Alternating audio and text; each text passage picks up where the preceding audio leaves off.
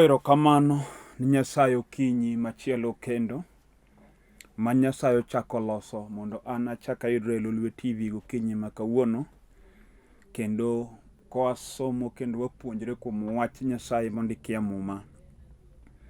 Ago ni Nyasaye no erokamano kuom thuolo maber motimo mondo okinyini kendo wachak watudre kodi achiel kachiel in janeno mar Lolwe TV, kendo wapuonjre bang'e walam Nyasaye. Ang'eyo ni en Jumapili kendo nyaka ne piny ru nyaka sama koro abet e studio ka.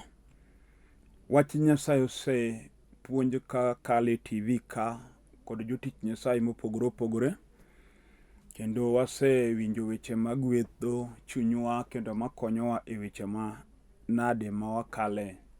Kendo Nyasaye ogwedh jotich Nyasaye duto te matiyo tich Nyasaye kokalo e TV ni kuom wach Nyasaye magimiyo wawinjo kendo majiwowa kapuonjowa. Nyasaye ogwedh nyaka TV mar Lolwe gi CEO mar Lolwe TV gi jotich te matiyo ka kuom thuolo maber magitimo kendo yienwa mondo wayal Injili kaka jotich Nyasaye, mondo in be kaka janeno igwedhori kuom wach Nyasaye ma jotich Nyasaye yalo e TV ni. En gima duong' ahinya nikech kata ka in e odi kanyo to isewinjo weche mag Nyasaye mosepuonj kata moseyal kawuononi, moko osego kod chunyi atwa. To an be Nyasaye ochako miya thuolo masani kendo mondo abe achak asome wachne kendo achak apuonj kuom wachne bang'e walam kodi Nyasaye. Emomiyo akwayi ni ka in e odi kanyo, kaw thuolo matin ibed piny, we shughuli moro amora mitimo kuom thuolo matin ma Nyasaye omiya, mondo ibed piny mondo wawinjre wach madwa nasom sani kendo wapuonjre ang' walam Nyasaye katieko. Nyinga an Bishop William Abol, an jalego moro malanga e piny Siaya County, dalawan Matera School kanyo. Sani adak e piny Nairobi ka, Nyasaye omiya thuolo ni kendo mondo mi wachak watudre. Adwa ni kaka in e odi kanyo, kaw mumbi mondo wasom kodi kawuono e wach mondiki e Muma. Ka in gi Muma e odi kanyo, inyalo kawo mumbi mondo iel kitabu mar Nahum. Wadwa some Muma Nahum 1, kwan matindo 11. Anwoyo wasome Muma mar Nahum 1 matindo 11. Kaw Muma mondo wasom kamoro achiel. Muma wacho kama e Nahum 1 matindo 11. Ng'ato nitie mosewuok kuomi, maparo gima rach kuom Jehova, maporo gima chach. Jehova owacho kama: kata gitek mogik chutho, ma ging'eny bende, kata kamano nong'adgi piny. Agonu Nyasaye erokamano kuom kama tin masomo e Muma Nahum 1 kwan matindo 11. Muma wacho gi duond Nahum ma janabi, ni ng'ato nitie mosewuok kuomi maparo gima rach kuom Jehova kendo oporo gima chach. Jehova to wacho kama: kata gitek mogik chutho, ma ging'eny bende, kata kamano nong'adgi piny. Okinyi ma kawuono ma Nyasaye omiyago thuolo kendo mondo abed e studio ka, adwa nalerie ng'ato ma paro gima rach kuomi kendo maporo mna weche machach lilo mondo timreni, mosebedo kagoyi kendo masandi. Adwa ni mondo ichik iti maler mondo iwinj gimomiyo asomo ndikoni. Ji mathoth osebedo ka moko lemo, moko be lamo ka laumo Nyasaye. E ngima mar dhano, Nyasaye nochwe dhano ka en ng'ama ohero gi chunye te. Kendo kuom gik ma Nyasaye ochwe e piny onge ma Nyasaye ohero kaka dhano. Gimomiyo Nyasaye ohero dhano nikech dhano nie kit Nyasaye. Mano emomiyo dhano nigi rieko mar loso gik moko ma kata king'iyo mos tibe tami to gini olose nade. Nikech riekono Nyasaye nomiyo dhano. Nyasaye notiyo tich chwech kuom ndalo 6. Odiechieng' mar 7 noyweyo. Kochakre kanyo, tich modong' Nyasaye nowene dhano. Sama Nyasaye nochwecho nok ochweyo ot midakie, Nyasaye nokochweyo mtoka ma ng'ato ringogo. Nyasaye nokochweyo ndege maringe yamo, Nyasaye nokochweyo gik mang'eny, to Nyasaye nochweyo mana gik man gi ngima ema nochweyo.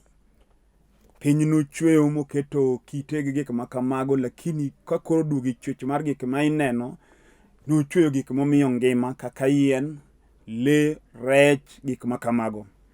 To ka nosetieko tich mar chwech manotimo, to nohand over tije te ne dhano. Koro dhano ema nodong' mondo olos gik moko ma koro nyalo konyo dhano kendo manyalo kelo yot ngima mar dhano modak e piny. Kuom mano dhano en ng'ama Nyasaye nohero gi chunye te. To kendo sama Nyasaye ne chwe dhano, mpango mar Nyasaye nokodwar mondo dhano tho. Mano emomiyo nochweyo dhano to kudho much ngima kuom dhano. Kaka ondikni eka nokudho much ngima kuom dhano. Tiend Nyasaye nochweyo dhano mondo dhano obed mangima. To mano emomiyo nokawo dhano moketo e puodho mar Eden. Puotho Eden kanyo ne nitie gik moko te. Kendo nokodwar ni dhano odag e ngima mar chandruok. Nokodwar ni dhano odag e ngima mar tuo. Nokodwar ni dhano odag e ngima mar ywagruok kod achiedh nade. Omiyo nomiyo dhano kar kwe mane dhano dakie ka onge masira kata chandruok kata tho. E puotho Eden ne onge osiptal manoger mitere ng'ama tuo. Nikech Nyasaye nokudho much ngima kuom dhano, omiyo dhano ne dak mangima. Kendo e ngima mar dhano, ka dhano ne nigi Nyasaye, ne onge gik matimore e ngima mar dhano masani e kinde ma dhano ne nigi Nyasaye. To nitie ng'ato marach mane paro marach ne dhano, ma pod paro marach kata nyaka sani, miluongo ni Satan. En ka noneno ka Nyasaye ochweyo dhano moketo dhano e puotho Eden, kendo Nyasaye ohero dhano kendo odag e dhano, ogo mbaka gi dhano, gino nodonjo e chuny Satan kaka en ng'at ma jasigu. Manogo kwano gima dotim mondo okethgo dhano gi Nyasaye, mondo ber ma dhano nogo mondo okethi. Yorno nobiro modonjo kuom thuol mowuoyo gi dhako, ma dhako timo gima Nyasaye nokwere ni kik otim. Nikech gimomiyo jachien ne nyaka luw kuom dhako, nikech dhako ne onge sama Nyasaye ne timo singruok kod Adam. Koro jachien nong'e nitie weche ma kodhin go dhako to nyaka convince moloye. To nikech dhako gi dichwo gi ringruok achiel, nong'e ni kosewin dhako to dhako no dhi win dichwo. Yorno nowuoyo gi dhako ma dhako pono olemo mane Nyasaye odagi. Mas to ng'iso dhako ni kiparo na riambo to kuong icham. To dhako nochamo olemo. To ka nochamo olemo, ne onge gima rach manotimore. Kech en no onge singruok ma Nyasaye notimo kod Adam. Sama weche nokethore en sama nosechamo olemo ni muonyo, taso dhin gi Adam koting'o machielo to machielo chamo. To ng'iso Adam nungi kata an bende nokachamo to onge gima timore. Sama Adam wuon singruok nokawo olemo no mochamo, kanye ma weche nokethore. Kendo Adam notimo gima Nyasaye nokwere ni kik otim. Yorno jasik dhano noyudo thuolo mar donjo kuom dhano mondo mi osande. En mwasomo kuome sani, nitie ng'ato marach maparo ni gik maricho. En gik mopango ngima dhano, en gik na chandruok, kuyo go masiche. Iluonge ni Satan. Ukinyi ma kawuono waleri mondo ine kaka ibi ochomi. Kech wan gi ji ma Satan ochomo mok jachien dwa nobed kod kwe. Ma kata ka en dhako manie ode mokend, monego dag kwe gi dichwo gi nyithinde. Jachien tami kwe adier ma onego bedgo mudag ngima mar kuyo go parruok gi achiedh nade. Minya yudo ka nyar ng'ato onge kwe, odak e ngima ma koro godhiambo seche moko ywaka gi lit adier kuom gimokale. Kendo seche moko gimomiyo lit momiyo ywakni en gima timre ode dak mare gi dichwo. Seche moko chwore mokende ok miye kwe. Kendo dichwo timo ne gik moko mahinyo chunye. Wach momiyo kata okinyi sama koro ayaleni, mama ni nindo kionge kwe nyaka piny oru. Kendo ichiew okinyi sani to kine ka in kod geno. Kech nitie gima ng'at marachno okele odi motami bet kod kwe. Jalo no en ng'ama rach, kendo okodewo od president, okodewo od prime minister, okodewo kata minister mirito go bunde. En odwanyo ji makok bunda Nyasaye makoro kete studio ka. Ema ng'ato walo modak go. To kiei kata in gi billions of money e lweti. Oparo gima rach nikech in, kendo gima rach yudo notimre ni. Omiyo yawuotwa mang'eny kata okinyi sama koro weni. Adier gidak e ngima mok chal kod gin. gik matimogi gin gik malich ahinya, makata ka ng'ato wacho ni gima time tiywak. To gima timore momiyo wan gi chandruoge masani gowa kaka dhano, ok en ni Nyasaye ema kelonwa chandruok. Nitie ng'at marach mok dwar dhano ber. En onya donjo kata i dhano mangima mutigo ma dhano timni gima ok ipar nego timni. Tiwene jalno ema otimo. Kara jasigu miluongo ni jachien mok dwar ber matimoreni ema odonjo i ng'ato mondo tigi jalno mondo hinyi. Koro nomu wacho nitie ng'ato mosewuok kuomi maparo gima rach. En kama obetie oparo gima rach. Kaka ondike Mumb Zaburi.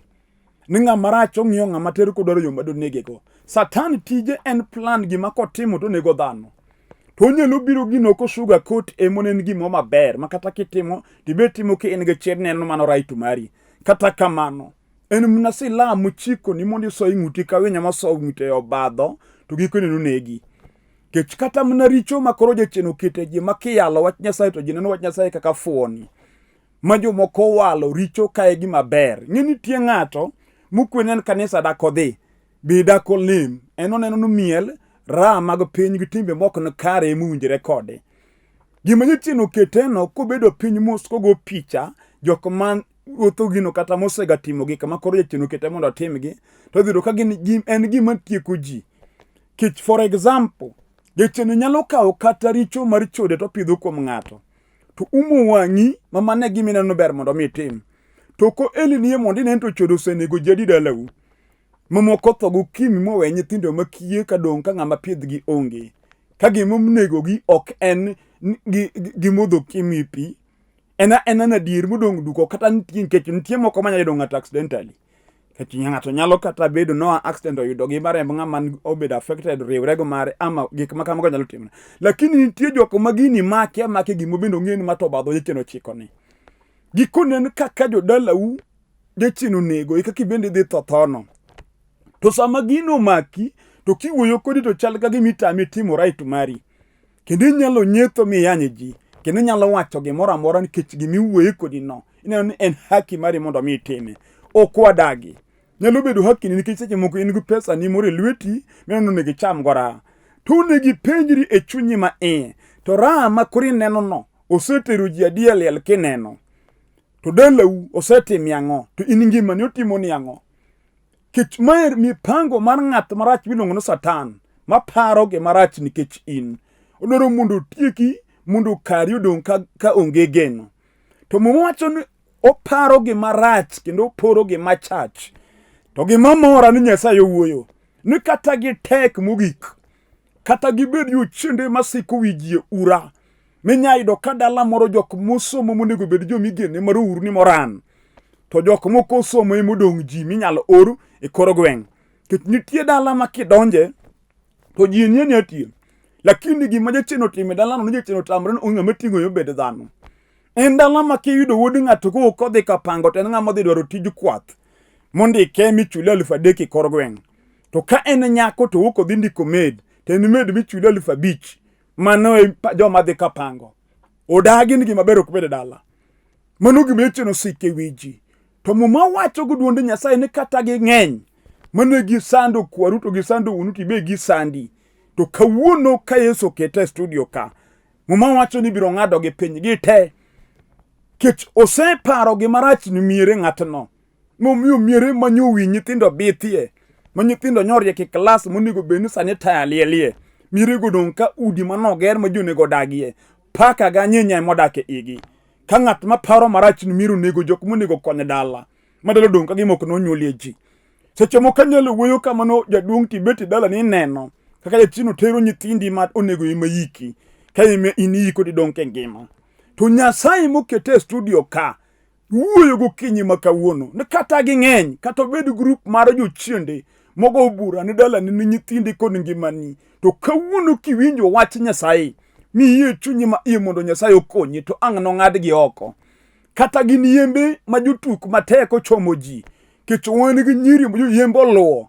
Kinde moro naneno ka jachien sando nyako moro. Jachien okete ma en okomoki kar dichuo kokende. Chuo to yudede mabeyo mondego dag kode. To kodhi motieko wig 2 dweche 2 dweche 3 higa ok odag. tok riembe en owuon ema chunye chido dak to fundo gike ma ok oriembe to dhi. Mano jochien mo an nyar ng'ato piny opangi ka mpira mar ABCD. In miaha higa ka higa cha nyuluongi miaha e piny Ugenya mwaka ni seche moko in piny Asembo higa manyien nwayudi piny South Nyanza chieno sembi kamano. Muma wacho ni kata ging'eny kendo gitek to kawuono e nying Yesu Kristo moketa ka ibiro ng'ado gi piny te kibendi yie chunyi na diri neno ka ng'at marach no oseparo gik maricho motimoni kendo osembi kodhi kodi. Kata bed ni jachien no o apiny ni joka ng'ato kecho wan gi jachien mogo kwano ni joka ng'ato ma una jok man gi rieko una jomosomo te una joma unego tich maber to king'iyo ko chakre ng'ama duong' nyaka ng'ama tin onge ng'ama nongo tich maber manyalo tiyo. Jiduto gina joma go lam ma onge gima ber ma ginwang'o.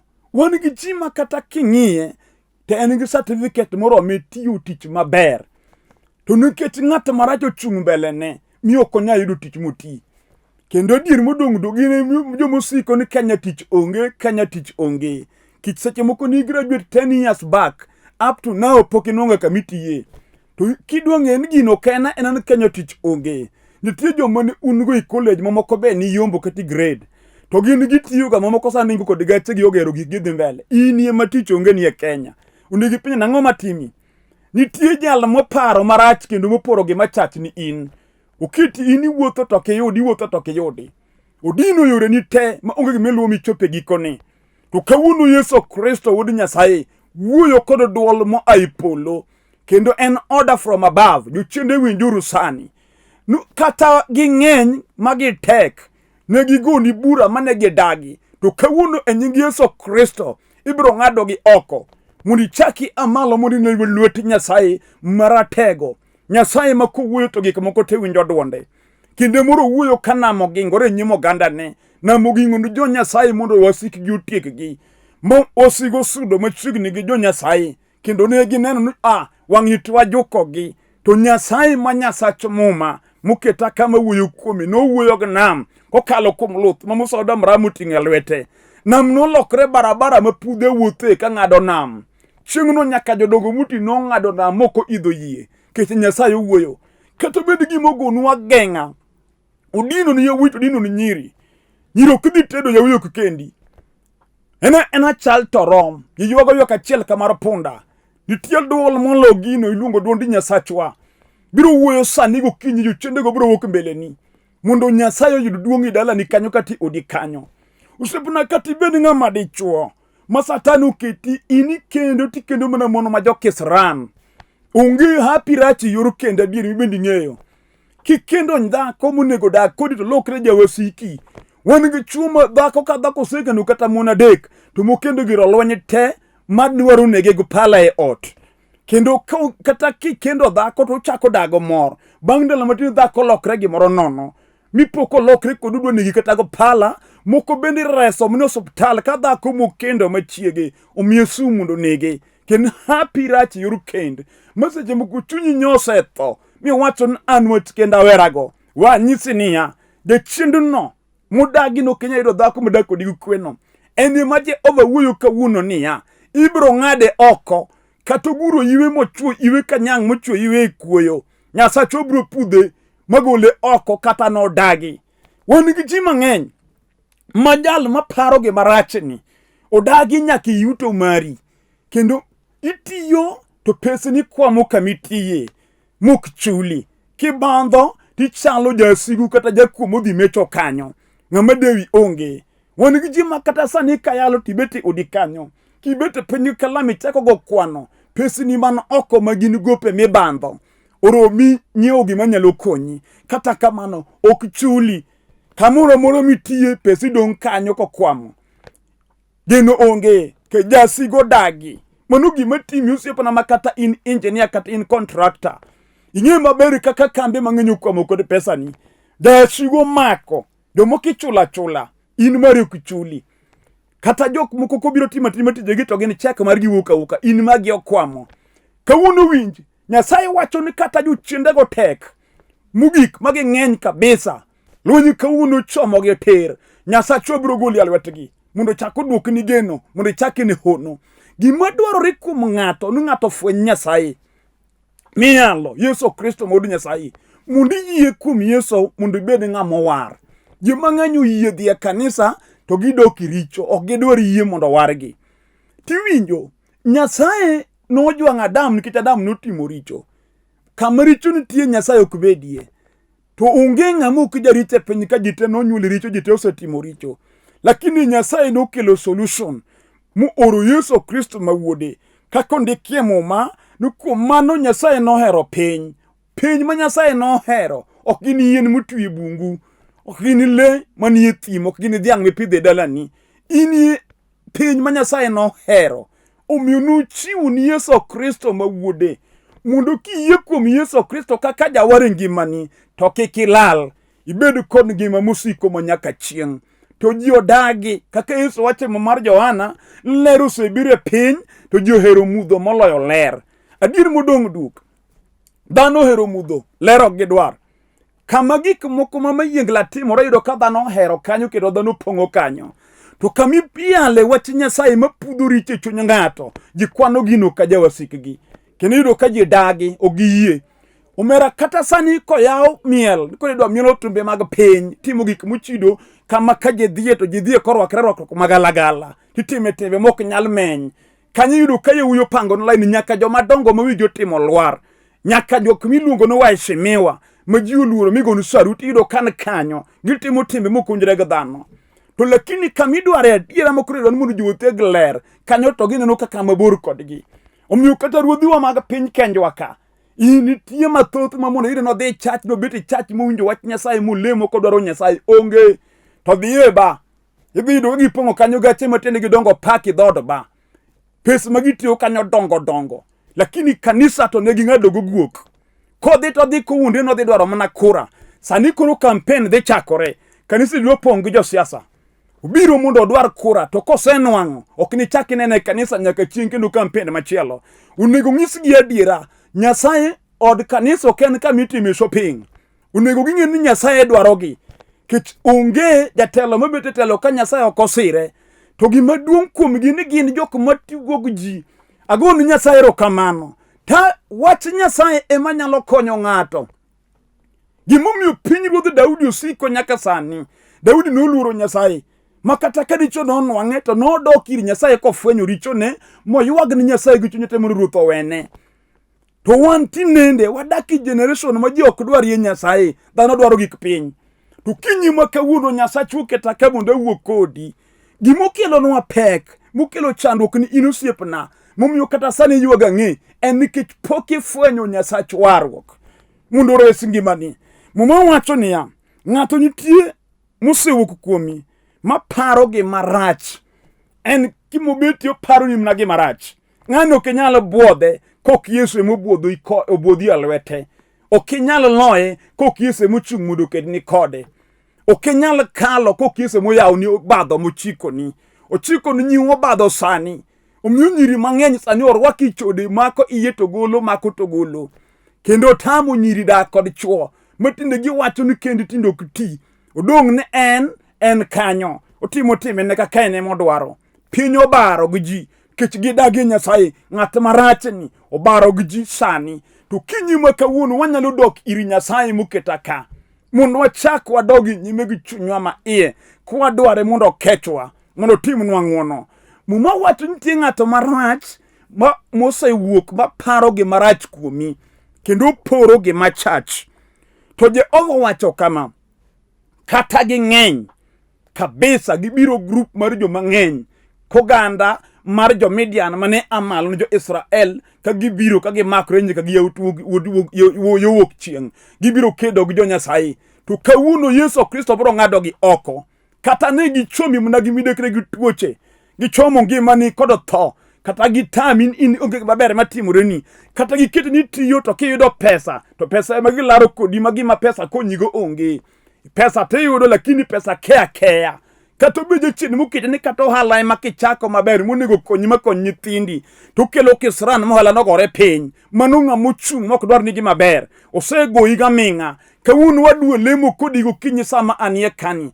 yuda yie chunyi ma iye wach ni wasika kata usebedo mang'eny musesiemo na tol mondo mi adera kit nitie jachien manyalo pangi ogoyi left right and center mine ka koro ok nyalre ni mung'ise ni gimetim kaw tol ilier go mondo itho ama rurusum mondo icham itho iwinjo jachien no ok onyalo loyo Nyasaye mukete studio ka ni Satan okabi madho sumbi okabi dera abro dwaro Yesu Kristo man gi teko manyalo gola e masira miketani mondo mi ngima yudi yesani ing'eyo gamarach no kod gimo time ngima ni kati odi adwani yie kum Yesu Kristo gokinyi sani nyis Yesu ruoth kecha mundi gola to jasigu matimo na marach kech adwa lamo Nyasaye kod ng'ato ka ng'ato mobet piny kanena sani maki chunyi ma iye kata dalani ema kethore kata udi wichido donje kod mer rwako chwe mer mok par kata mama in wichido kongo donjoni kata jachido chode kata bedo lwenj ot muketo modho kunjre ot no adwanu nuongi yie sani kata adwa lemo kod ng'ato ka ng'ato mani ode manena sani adwani kama intieno kiwinjo ka chunyi oyudo yie mondigo chonge piny gane chonge piny ti chom Nyasaye ter kuom gimedon Nyasaye otimni mondo walam Nyasaye kamoro achiel yie mondo walem kodi kamoro achiel ruoth inie Nyasaye mahono kendo ini jadiera inie masomo kuom ndiko mari mawacho ni kata wasigu ng'eny kata gi tek to kawuon ruoth ondiki ni ng'ado gi piny wasigu mago dhako ni motame kwe ngimane gi chwore kawuono gol oko nyaka magore gi dichwoni makedo gi dalani mumiyo ji tho motamo ji beti achiel makelo pogruok makelo lwenje ruoth tam jok majochendo keto gi midekre jal matuoni ruoth rie bade mondo mi change kaka jotich Nyasaye lamo n'oganda ni te mosechomo wangi TV kama nena kendo mawinjo wach mayalo mosegocho ge piny kata momako TV gi lwete momako certificate mar school momanyo go tich ok nyalo nwang'o ruoth setimo nigi hono kigwedho tich mar lwetgi erokamano kuom chiwo kwendo dhako ma onge kweni erokamano kuom yadichwoni kwe erokamano kuom yawo yore tich ne jogi Nyasaye ami duong' nikech setimo kaka Nyasaye duong' odogni manyaka chieng' e nying Yesu Kristo ruoth amen. Agon Nyasaye erokamano mwaselamo bed gi yie kuom Nyasaye kabisa ruoth osetiyo ni kendo lochoni atieko kafulo nyinga kendo an Bishop William Abol an jalego mur malange piny Siaya County dala wan Matera School kanyo sani adake piny Olympic Kibera kendo e piny Kibera kanye kamene kanisa kama titich Nyasaye arwaki undi bie church ka ini ei Nairobi ka mundu watudre kendo wawuo kendo walam kidwa biro to idha gari mabiro Kibera gari namba 8 ti nyis jogo ni loro Olympic stage kama gache namba 8 lokore kiseloro stage kanyo namba na mar sim renge screen ka gochi mondo umi direction kaka ichopo kama wantie kaine piny Dandora wan kanisa Dandora kigosi mwanyalo direct kuom pastor man Dandora Kayole be wan kanisa wanyalo mi direction kaka ichope kanisa man Kayole e pinje mag Siaya wan kanisa ni kono pogre piny Siaya County kigosi mwabro direct kaka ichope kanisa ni wa kata kanisa wan go e piny Usenge wan kanisa e piny Asembo Yude wan kanisa e piny Ugenya Sega wan kanisa mkono pogre kigosi mwabro direct kaka nyalo chopo kuom pastors magwa man kuondego mondo tudri kod gi konye lamo Nyasaye namba na mar sim en 0721 280025 0721 280025 Airtel number en 0782 495 083 0782 495 083 an gi YouTube account mamara mantie puonj gi weche Nyasaye mani iye kanyo maki subscribe tibo yudo weche Nyasaye mu apuonjo ni YouTube account mara kanyo mabe nyalo winjo kata sama ini odi kata ka ini office kata ka ini gari nyalo download nyalo winjo kidwaro chopia YouTube account mara subscribe Bishop William Abol tibo yudo messages mag wach Nyasaye mani YouTube account mara kanyo nyaka Jumapili manyien warom kendo Nyasaye mondo riti kendo timni ng'wono kendo timni dwaro mar chunyi kuom weche mwasela mesani agon Nyasaye erokamano shalom.